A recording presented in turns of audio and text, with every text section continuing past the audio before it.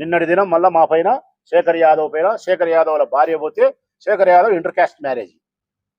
శేఖర్ వివాహం చేసుకునే వారి శ్రీమతి దళిత అమ్మాయి.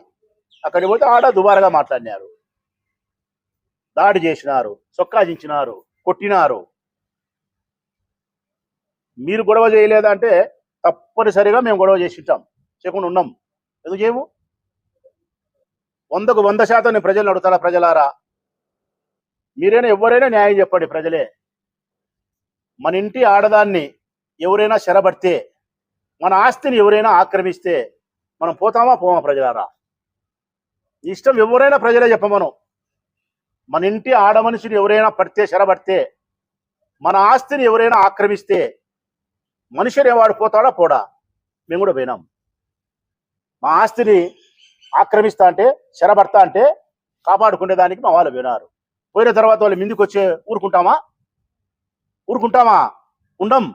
కాపాడుకునే ప్రయత్నం చేస్తాం, ఆత్మరక్షణ చేసుకుంటాం, మా సంపదను కాపాడుకునే ప్రయత్నం చేస్తాం. మా ఆడోళ్ళ జోలికి వచ్చే మా ప్రాణమైన అడ్డం పెట్టి మా ఆడవాళ్ళ యొక్క ఆత్మగౌరవాన్ని కాపాడుకునే ప్రయత్నం ప్రతి మనిషి చేస్తాడు. నిన్న మేం చేసింది అదే.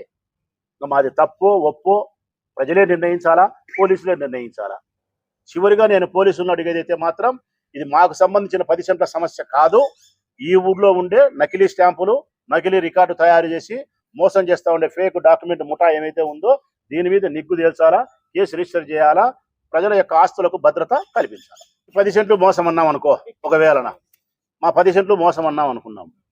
35 ఫ్లాట్లలో ఒక ఫ్లాట్ కొన్నాడు శేఖర్ యాదవ్.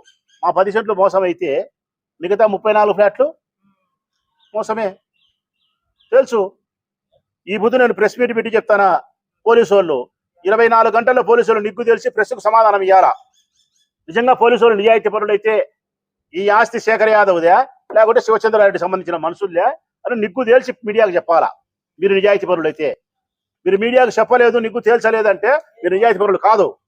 తెలుగుదేశం పార్టీ సపోర్ట్ చేస్తారని చెప్పి ప్రజలు భావిస్తారు, నేను భావిస్తా. ఏమని, ఎవరు మోసం, ఎవరు అన్యాయం, ఎవరు పోలీసు వాళ్ళు ఏం చేస్తున్నారనేది ప్రజలకు తెలుస్తుంది. మాకు అది చాలు.